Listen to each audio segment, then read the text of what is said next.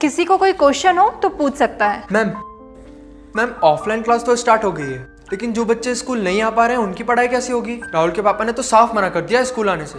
अरे तुम उसकी टेंशन मत लो, वो अभी भी टीचमेंट ऐप के द्वारा हमारे साथ लाइव है। शहर शहर गांव गांव अब टीचर्स ले रहे हाइब्रिड क्लास टीचमेंट के यूनिक फीचर्स के साथ।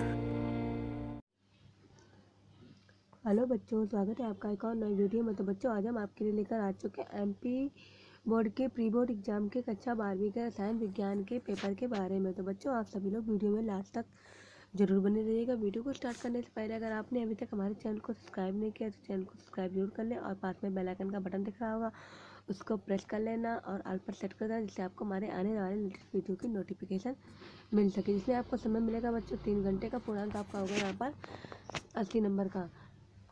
तो बच्चों, अगर आपको इस वीडियो के बारे में कोई भी जानकारी चाहिए होगी तो आप गूगल पर सर्च कर सकते हैं। nityastudypoint.com पर आपको इसकी पीडीएफ डाउनलोड हो जाएगी। तो शुरू करते हैं बच्चों। देखिए, पहला नंबर प्रश्न दिया हुआ है, सही विकल्प चुनिए। प्रबंध का पहला कार्य है नियुक्तिकरण, नियोजन, समन्वय या नियंत्रण। तो इसका राइट आंसर हो जाएगा नियोजन।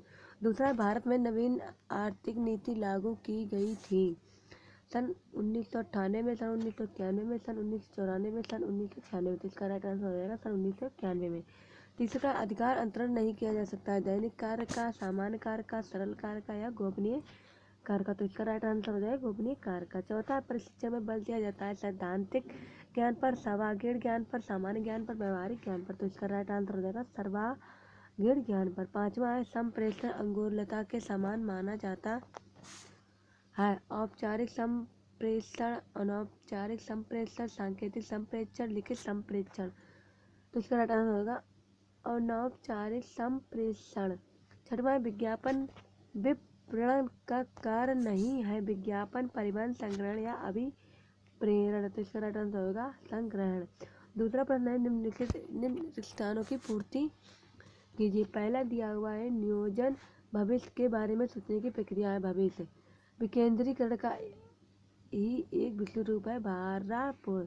तीसरा, चयन एक साथ है नहीं, प्रारंभ। अभिप्रेरणा प्रकार की होती है 2। वित्तीय प्रबंध समान प्रबंध की है शाखा। द्वारा वस्तु की पहचान स्थापित की जाती है, ब्रांड। उपभोक्ता संचार अधिनियम में बनाया गया है 1986 में। प्रश्न नंबर तीसरा दिया हुआ है, सही जोड़े बनाइए। मुख्य कार्यकारी अधिकारी, उच्च स्तरीय प्रबंध। हेनरी कयोल अनुशासन का सिद्धांत। FW टेलर प्रयोग का सिद्धांत। अनौपचारिक संगठन, सामाजिक संबंध। आंतरिक स्रोत, पन्नोती। बाह्य स्रोत, परिषद भारती। प्रश्न नंबर चौथा, एक वाक्य में उत्तर दीजिए। पहला दिया हुआ है, अधिकार अंतरण के कितने तत्व होते हैं? अधिकार, उत्तरदायी, जवाबदेही या। दूसरा प्रश्न है, वेतन कौन सी अभिप्रेरणा है? वित्तीय अभिप्रेरणा। तीसरा, वास्तविक कार्य प्रगति और प्रमाप के अंतर को क्या कहते हैं? नियंत्रण। चौथा है, कच्चे माल की पूर्ति को बनाए रखना कौन सा नियंत्रण है? सामग्री नियंत्रण। पांचवा है, वित्तीय नियोजन कितने प्रकार का होता है? अल्पकालीन, मध्यकालीन, दीर्घकालीन। छठवां है, मुद्रा का बाजार का नियंत्रण किस संस्था द्वारा किया जाता है? केंद्रीय बैंक। चौथा है, देश का बैंक बड़ा स्टॉक एक्सचेंज कौन सा है? National stock exchange. पांचवा दिया हुआ है, सत्य और असत्य बताइए। पहला दिया हुआ है, बजट भावी अनुमानों पर आधारित होते हैं, सत्य। दूसरा, संप्रेषण सदैव लिखित होते हैं, असत्य। तीसरा, नेतृत्व निर्देशन का एक जंग है, सत्य। चौथा, विचलन सदैव ऋणात्मक होता है, असत्य। पांचवा, पूंजी व्यवसाय का जीवन रखता है, सत्य। छठवां, पूंजी बाजार संगठित बाजार है, सत्य। छठवां, प्रबंध एक गतिशील प्रक्रिया है, स्पष्ट कीजिए अथवा नए परिवर्तन से क्या आशय है? प्रबंध एक गतिशील प्रक्रिया है क्योंकि यह पर्यावरण में होने वाले परिवर्तनों के साथ बदलती रहती है। यह निरंतर प्रक्रिया है क्योंकि यह उपलब्ध संसाधनों को कुशलतापूर्वक और प्रभावी ढंग से उपयोग करके वांछित लक्ष्यों और उद्देश्यों को पूरा करने के लिए लोगों के प्रयास के समन्वय का कार्य है। यह तब जारी रहता है जब तक संगठन द्वारा लक्ष्यों को प्राप्त नहीं किया जा सकता है। प्रश्न नंबर 7वां दिया हुआ, प्रबंध के 2 कार्य लिखिए अथवा प्रबंध की कोई 2 विशेषताएं लिखिए। देखिए, प्रबंध की 2 विशेषताएं दी। पहली विशेषता दी है, प्रबंध एक सतत प्रक्रिया है। व्यवसाय में निरंतर समस्याओं का समाधान व सुधार करने की आवश्यकता रहती है। इसी कारण प्रबंध को एक सतत क्रिया कहा जाता है। व्यावसायिक इकाइयों के आकार तथा परिस्थितियों की गतिशीलता के कारण यह क्रिया निरंतर जटिल होती जा रही है। दूसरा है प्रबंध अधिकारियों की श्रृंखला। एक संगठन में प्रबंध के विभिन्न स्तर पाए जाते हैं। प्रत्येक निम्न स्तर उच्च स्तर से अधिकार प्राप्त करता है एवं उसके प्रति जवाबदेह होता है। परिणाम स्वरूप प्रबंध का एक ढांचा तैयार हो जाता है। आठवां है वैश्वीकरण से क्या आशय है अथवा उदारीकरण से क्या आशय है। वैश्वीकरण देखा दिया। वैश्वीकरण में संपूर्ण विश्व को एक बाजार का रूप प्रदान किया जाता है। वैश्वीकरण से आशय विश्व अर्थव्यवस्था में आए खुलेपन, बढ़ती हुई अंतर्निर्भरता तथा आर्थिक एकीकरण के फैलाव से इसके अंतर्गत विश्व बाजारों के मध्य पारस्परिक निर्भरता उत्पन्न होती है तथा व्यवसाय देश की सीमाओं को पार करके विश्वव्यापी रूप धारण कर लेता है। वैश्वीकरण के द्वारा ऐसे प्रयास किए जाते हैं कि विश्व के सभी देश व्यवसाय एवं उद्योग के क्षेत्र में एक दूसरे के साथ सहयोग एवं समन्वय स्थापित करें। प्रश्न नंबर देखिए 9वां दिया हुआ व्यावसायिक पर्यावरण से क्या आशय अथवा निजीकरण के कोई दो लाभ लिखिए।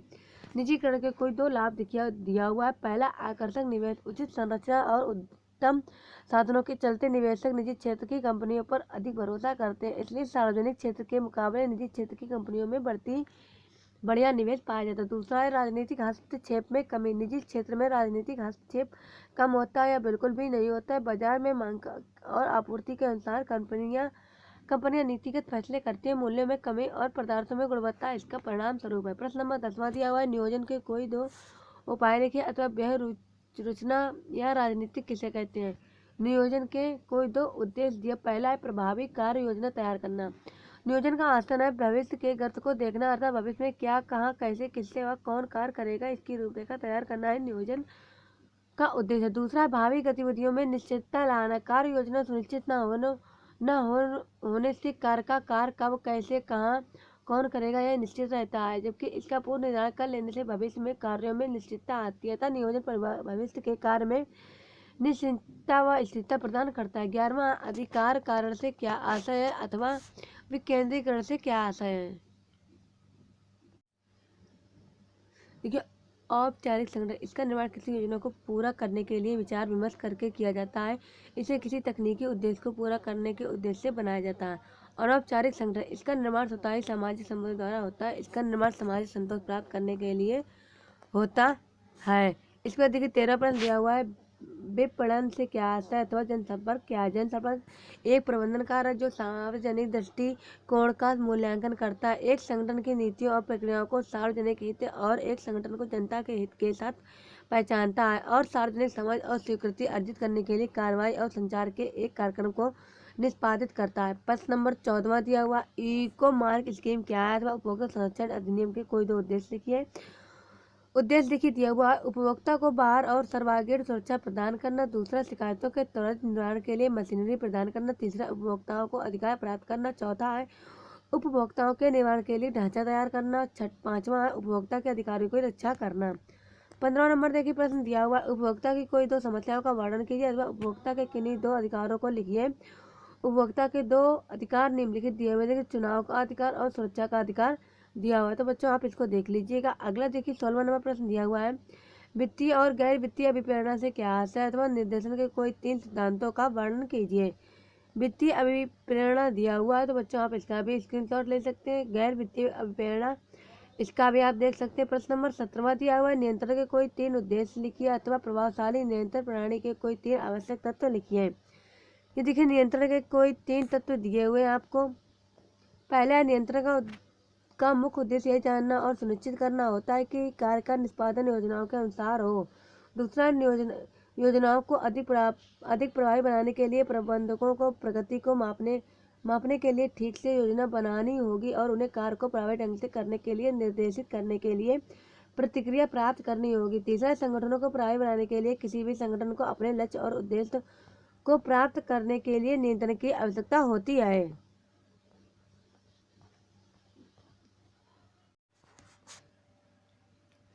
देखिए 58वां नंबर प्रश्न दिया हुआ है वित्तीय योजनाओं की 3 सीमाएं लिखिए अथवा वित्तीय नियोजन के महत्व का वर्णन कीजिए।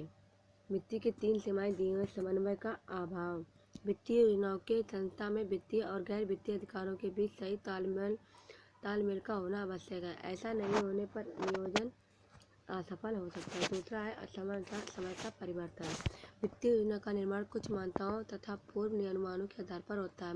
अगर परिस्थितियां बदल जाए तो इन मान्यताओं में आ जाता है। इसलिए वित्तीय योजना के परिवर्तन करना जरूरी होता है, नहीं तो नियोजन असफल सिद्ध होता है। तीसरा है पूर्वानुमान पर आधारित। वित्तीय नियोजन भविष्य से संबंधित होते हैं। भविष्य निश्चित अनिश्चित होता है, इसलिए पूर्वानुमान के आधार पर होता है। अगर पूर्वानुमान भ्रामक हो तो उसके प्रभाव पर भी बुरे पढ़ते हैं। 19वां है वित्तीय बाजार के 3 कार्य दिया हुआ अथवा में दिया पूंजी बाजार व मुद्रा बाजार में 3 अंतर। वित्तीय बाजार के 3 कार्य बचतों को गतिशीलता बनाए तथा उन्हें उत्पादक प्रयोग में संरक्षित करना। वित्तीय बाजार बचतों को बचतकर्ता से निवेशकों तक आंतरिक करने की सुविधा पूर्ण बनाता है, अतः यह अधिशेष निधियों को सर्वाधिक उत्पादन उपयोग में संरक्षित करने में मदद करते हैं। दूसरा, कीमत निर्धारण में सहायक। वित्तीय बाजार बचतकर्ता तथा निवेशकों को मिलता है। बचतकर्ता कोषों की पूर्ति करता है जबकि कोषों की मांग करते हैं। इसके आधार पर वित्तीय संपत्तियों की कीमत को निर्धारण होता है। तीसरा, वित्तीय संपत्तियों को तरलता प्रदान करना। वित्तीय बाजार द्वारा वित्तीय संपत्तियों के क्रय विक्रय को सरल बनाया जाता है। इसके माध्यम से वित्तीय संपत्ति को भी खरीदा जा या बेचा जा सकता है। 20वां है हेनरी फेयोल द्वारा प्रतिपादित प्रबंध के 4 सिद्धांतों को लिखिए अथवा वैज्ञानिक प्रबंध के कोई 4 विशेषताएं लिखिए। देखिए, जनक हेनरी फेयोल द्वारा प्रतिपादित सिद्धांत। पहला है कार्य का विभाजन, दूसरा है का अधिकार एवं उत्तरदायित्व, तीसरा हमारा दिया हुआ है अनुशासन। देखिए दिया हुआ है आपको, तो आप बच्चों इसको स्क्रीनशॉट ले सकते हैं। चौथा है आदेश की एकता। 21वां नंबर पर दिया हुआ है उद्देश्य एवं नीति में 4 अंतर लिखिए अथवा नियोजन प्रक्रिया का वर्णन कीजिए।